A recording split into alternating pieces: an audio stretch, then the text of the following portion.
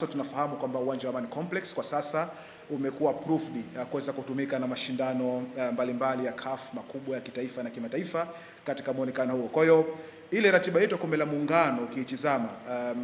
ni ratiba ambayo inahusisha michezo 7 katika takriban wiki moja. Kwa hiyo CAF taarifa yake inaeleza kwamba hawashauri kwa uwanja wa Amani jinsi ulivyo, eneo lake la kuchezea tunazungumzia pitch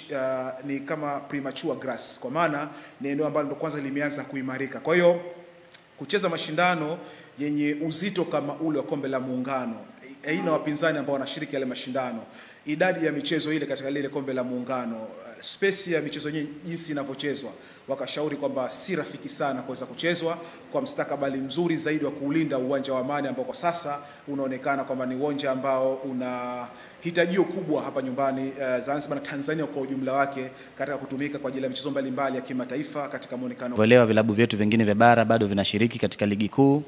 Kwa hiyo tukaona tuwape muda kidogo, angalau hii siku moja nyingine, kwa sababu kutakuwa kuna usafiri wa kutoka tena Unguja kuelekea Pemba baada ya ule kutoka bara kuja Unguja. Hivyo tukaona tuendelee kuwapa muda kidogo, angalau tuwape tena difference ya siku moja, ya kwamba badala ya tarehe 23 mashindano haya ingependeza kama angalau yangeanza tarehe 24 ili kuzipa hizi timu angalau muda wa